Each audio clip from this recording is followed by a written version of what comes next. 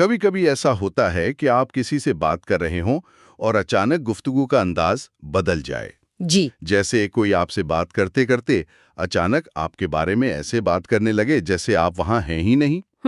بالکل۔ عام طور پر تو ہم سوچیں گے کہ شاید کوئی غلطی ہوئی ہے یا وہ شخص کچھ الجھ گیا ہے، لیکن کیا ہو اگر یہ کوئی غلطی نہ ہو؟ بلکہ جان بوجھ کر کیا گیا ایک ایسا ادبی کمال ہو جس کے پیچھے گہرے معنی چھپے ہوں۔ بالکل۔ اور یہی وہ نقطہ ہے جو آج کی ہماری گفتگو کا مرکز ہے۔ ہاں، ہم ایک ایسے ہی لسانیاتی آلے پر بات کریں گے جسے قرآن میں استعمال کیا گیا ہے۔ اچھا۔ آج کی ہماری تمام معلومات عفیف خالصون ناشوے اور ڈکی اقبال الدین کے ایک تحقیقی مقالے سے لی گئی ہیں جو اسکالر نامی جریدے میں شائع ہوا۔ تو یہ مقالہ ہمیں ایک طرح کی لسانیاتی جاسوسی کی دعوت دیتا ہے نا؟ جی کہہ سکتی ہیں۔ کہ ہم ان چھوٹے چھوٹے اشاروں کا پیچھا کریں، ایک لفظ کی تبدیلی، ایک ضمیر کا رخ بدلنا، اور دیکھیں کہ یہ ہمیں معنی کی کتنے گہرے خزانوں تک پہنچاتے ہیں۔ اور اس تکنیک کا ایک خاص نام بھی ہے، اسلوب الالتفات۔ التفات۔ جی، آج ہم دیکھیں گے کہ یہ تکنیک خاص طور پر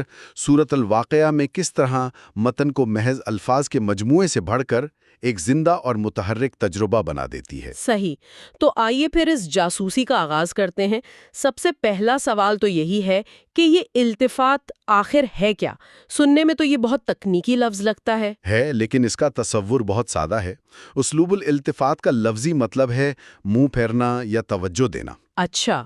زبان کے حوالے سے اس کا مطلب ہے کہ بات چیت کا انداز اچانک بدل جائے۔ مثلا میں آپ سے بات کر رہی ہوں، یعنی مخاطب کا صیغہ استعمال کر رہی ہوں، اور اچانک میں آپ کے بارے میں غائب کے صیغے میں بات کرنا شروع کر دوں۔ یعنی تم سے وہ پر آ جاؤں۔ بالکل۔ مقالے میں اس حوالے سے عربی بلاغت کے ایک بہت بڑے امام زمخشری کا ذکر ہے۔ زمخشری، یہ نام تو میں نے اکثر تفسیروں میں پڑھا ہے۔ ان کی رائے اتنی اہم کیوں ہے اس معاملے میں؟ کیونکہ انہیں قرآن کی لسانی اور ادبی ساخت پر گہری نظر رکھنے کے لیے جانا جاتا ہے۔ ان کا کہنا تھا کہ زبان میں اس طرح کی تبدیلی یعنی التفات سننے والے کو چونکا دیتی ہے۔ اچھا۔ جی، جب ہم ایک ہی انداز میں کوئی بات سنتے رہتے ہیں تو ذہن تھک جاتا ہے، لیکن یہ اچانک تبدیلی اس تھکاوٹ کو دور کرتی ہے، دلچسپی کو دوبارہ جگاتی ہے اور کلام کو زیادہ جاندار بنا دیتی ہے۔ یعنی یہ کوئی بھول چوک نہیں، بلکہ کلام کو خوبصورت بنانے کا ایک سوچا سمجھا طریقہ ہے۔ بالکل، اور یہ قرآن کے اس تصور سے بھی جڑا ہے کہ اس کے معنی کی کئی تہیں ہیں۔ صحیح۔ مقالے میں سیدنا علی رضی اللہ تعالی عنہ کا ایک مشہور قول نقل کیا گیا ہے کہ اگر وہ چاہیں تو صرف سورۃ الفاتحہ کی تفسیر سے 70 اونٹ بھر سکتے ہیں۔ 70 اونٹ؟ جی، یہ قول ظاہر کرتا ہے کہ قرآن کے معنی کتنے وسیع ہیں۔ التفات جیسی تکنیکیں ان گہرے معنی تک پہنچنے کی چابیاں ہیں۔ واہ، یہ تو ہوئی نظریاتی بات۔ چلیں اب اس سے عملی طور پر دیکھتے ہیں۔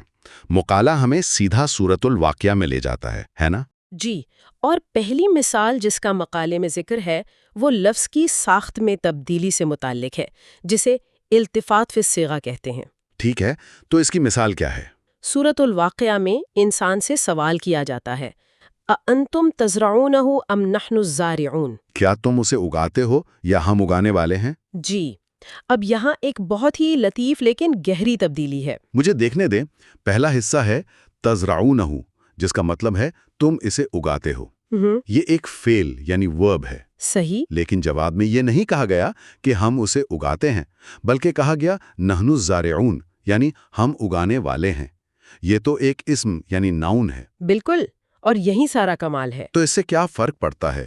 ایک فعل سے ایک اسم کی طرف منتقلی۔ بہت بڑا فرق پڑتا ہے۔ دیکھیں، اگر التفات نہ ہوتا تو آیت یوں ہو سکتی تھی، ام نحن زرعنا، یعنی یا ہم نے اسے اگایا۔ اچھا۔ یہ صرف ایک ماضی کے عمل کا ذکر ہوتا، لیکن الزارعون یعنی اگانے والے کہنے کا مطلب یہ ہے کہ یہ اللہ کا صرف ایک کام نہیں، بلکہ یہ اس کی ایک مستقل صفت ہے، اس کی ذات کا حصہ ہے۔ اوہ واہ، یعنی یہ کام وہ ہمیشہ سے کرتا آیا ہے اور ہمیشہ کرتا رہے گا۔ یہ تو بہت گہرا نقطہ ہے۔ بالکل، یہ ایک وقتی عمل اور ایک دائمی صفت کے درمیان فرق کو واضح کرتا ہے، اور جیسا کہ مقالے میں بتایا گیا ہے یہ کوئی اکلوتی مثال نہیں۔ اچھا۔ یہی انداز ہمیں آگے پانی برسانے اور آگ کے ذکر میں بھی ملتا ہے۔ ہر جگہ ایک عمل یعنی فعل کا مقابلہ ایک مستقل صفت یعنی اسم سے کیا جا رہا ہے۔ یعنی یہ ایک اتفاق نہیں بلکہ ایک سوچا سمجھا ڈیزائن ہے۔ یہ تو صرف الفاظ کی شکل بدلنے سے معنی میں اتنی گہرائی پیدا کرنے کی بات ہوئی۔ مقالہ آگے تعداد میں تبدیلی کا بھی ذکر کرتا ہے۔ جی، التفات فی العدد۔ وہ کیسے ہوتا ہے؟ اس کی مثال جنت کی نعمتوں کے ذکر میں ملتی ہے۔ آیت ہے بِأَكْوَابٍ وَأَبَارِيكَ وَكَأْسٍ مِّن مَّعِينٍ، یعنی وہ گردش کر رہے ہوں گے پیالوں، سراہیوں اور ایسے جام کے ساتھ جو بہتی شراب سے بھرا ہو۔ جی، یہاں تو ترتیب صاف نظر آ رہی ہے۔ اکواب یعنی بہت سے پیالے، یہ جمع ہے۔ اباریق یعنی بہت سی سراہیاں، یہ بھی جمع ہے۔ لیکن پھر اچانک وکأسن یعنی اور ایک جام، یہ تو واحد ہے۔ جی، جمع سے واحد کی طرف یہ منتقلی۔ یہ کیوں ہے؟ مقالہ اسے جمع سے مفرد کی طرف ایک نحوی تبدیلی کے طور پر بیان کرتا ہے۔ مفسرین اس کی کئی وجوہات بیان کرتے ہیں۔ ایک دلچسپ رائے یہ ہے کہ اکواب اور اباریق تو عام برتن ہیں جو ہر ایک کے پاس ہوں گے، لیکن کأس یعنی وہ خاص جام شاید وہ اتنا مخصوص اور اعلیٰ ہے کہ اس کا ذکر واحد میں کر کے اس کی انفرادیت کو اجاگر کیا گیا ہے۔ واہ، گویا وہ انگنت نعمتوں کے درمیان ایک خاص نمایاں انعام ہو۔ شاید کچھ ایسا ہی۔ لیکن ضمیروں میں تبدیلی کا جو ذکر مقالے میں ہے وہ تو اور بھی زیادہ ڈرامیٹک لگتی ہے، خاص طور پر جب اہل جہنم کا ذکر آتا ہے۔ جی ہاں، اور یہ التفات کی سب سے طاقتور مثالوں میں سے ایک ہے۔ یہاں گفتگو کے لہجے میں ایک زبردست تبدیلی آتی ہے۔ کیسے؟ جب جہنمیوں سے خطاب شروع ہوتا ہے تو ان سے براہ راست بات کی جاتی ہے، یعنی مخاطب تم کا صیغہ استعمال ہوتا ہے۔ ثم انکم ایھا الضالون المکذبون، پھر بے شک تم اے گمراہو جھٹلانے والو۔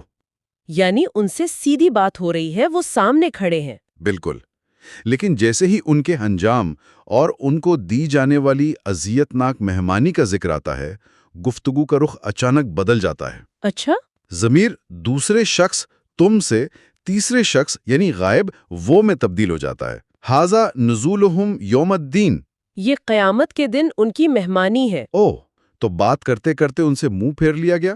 جی، یہ تو بہت ہی طاقتور تصویر ہے، یعنی الفاظ کے ذریعے کسی کو نظر انداز کر دینا۔ یہی اس کا مقصد ہے۔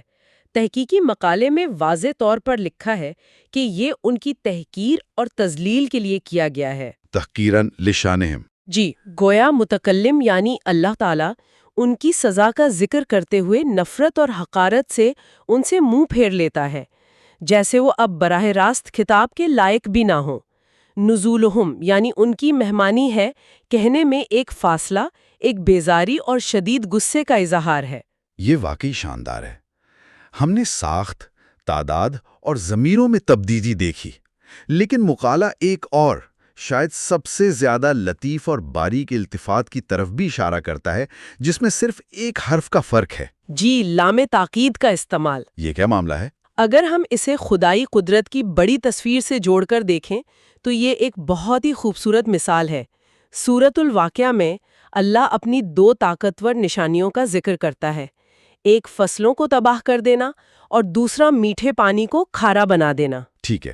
جب فصل کو تباہ کرنے کا ذکر آتا ہے تو آیت ہے لَوْ نَشَاءُ لَجَعَلْنَاهُ حُطَامًا، اگر ہم چاہیں تو اسے ریزہ ریزہ کر دیں۔ یہاں لَجَعَلْنَاهُ میں ایک اضافی لام ہے جو تاکید کے لیے ہے۔ اچھا، لیکن جب پانی کو کھارا بنانے کا ذکر آتا ہے تو آیت ہے لَوْ نَشَاءُ جَعَلْنَاهُ أُجَاجًا، یہاں جعلناہ سے پہلے وہ تاکیدی لام موجود نہیں ہے۔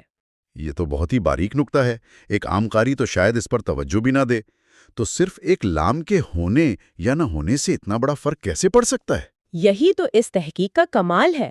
مقالے میں اس فرق کی ممکنہ وجوہات کے بارے میں مفسرین کی چند بہت دلچسپ آراء ہیں۔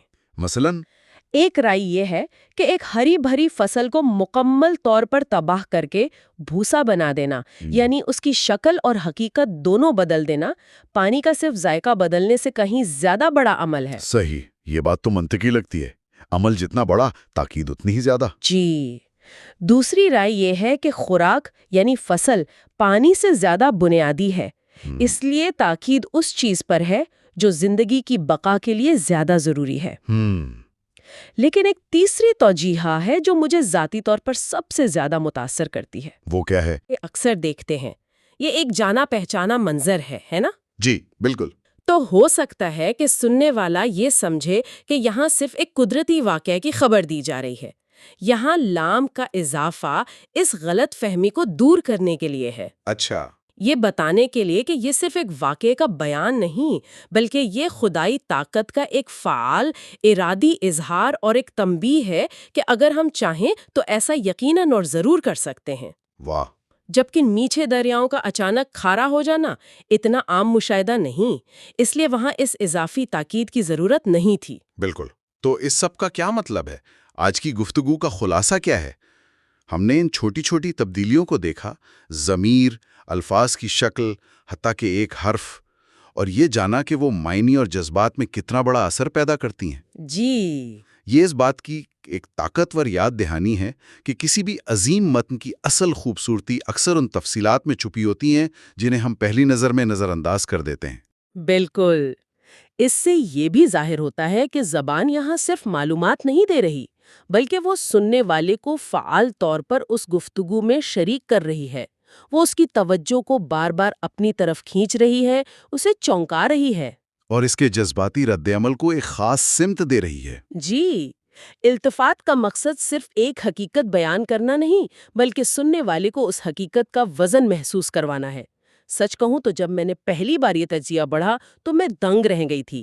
میں نے یہ سورت سینکڑوں بار پڑھی ہوگی، لیکن کبھی اس ایک حرف کے غائب ہونے پر غور نہیں کیا. واقعی یہ چھوٹی چھوٹی چیزیں ہی زبان کا جادو ہوتی ہیں. صحیح کہا. یہ مقالہ تو صرف سورت الواقعہ پر مرکوز تھا. یہ بات سوچنے پر مجبور کرتی ہے کہ اسی طرح کی لطیف تبدیلیوں کے ذریعے بیان کردہ معنی کی مزید کتنی پرتیں پورے قرآن میں موجود ہوں گی، جو نہ صرف بڑے بڑے موضوعات میں بلکہ اس کی آیات کی گرامر اور ساخت میں بھی دریافت ہونے کی منتظر ہیں. بالکل. اور یہ سوچنے کے لیے ایک نقطہ بھی چھوڑ جاتا ہے. جی، وہ یہ کہ اگر ہم اپنے پڑھے جانے والے دیگر متون میں بھی، چاہے وہ مذہبی ہوں، ادبی ہوں یا روزمرہ کی گفتگو ہو، ایسے التفات کے لمحات تلاش کرنا شروع کر دیں، یعنی گفتگو کے انداز میں اچانک آنے والی تبدیلیوں کو، جی، تو ہم ان کے پیچھے چھپے ہوئے ارادوں، جذبات اور گہرے معنی کے بارے میں کیا کچھ نیا دریافت کر سکتے ہیں. شاید ہر گفتگو میں ایسے کئی راز چھپے ہوتے ہیں